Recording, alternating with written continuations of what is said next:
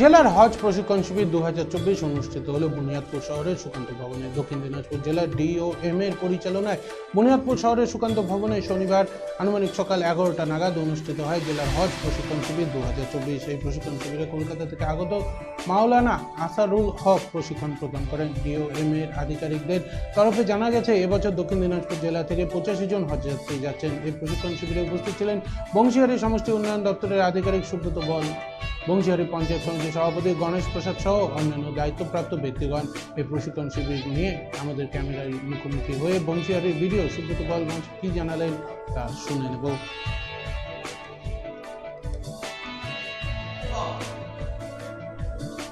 জেলা প্রশাসনের পক্ষ থেকে হজ কমিটি অর্থাৎ হজে যে সমস্ত পিলগ্রিম যাবে তাদেরকে প্রশিক্ষণ দেয়া হচ্ছে।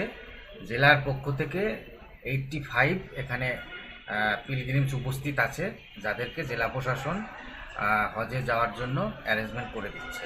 সেই প্রশিক্ষণ হচ্ছে আজকে। স্যার, এটা কিভাবে প্রশিক্ষণ, মানে অ্যারেঞ্জমেন্টে যে করা হচ্ছে, কত টাকা খরচা বা এইসব বিষয় নিয়ে কিছু? এটা পিলগ্রিমরা 1,70,000-এর মতো এরা জমা করবে, তারপরে বাদবাকি গভর্নমেন্ট থেকে সহযোগিতা করবে। ফার্স্ট টাইম ওনারা 1,70,000 টাকা এখানে একটা ডেট দেওয়া হয়েছে, ওই ডেটের মধ্যে ওনাদেরকে জমা দিতে হবে।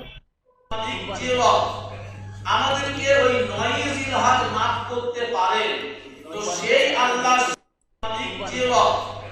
আমাদেরকে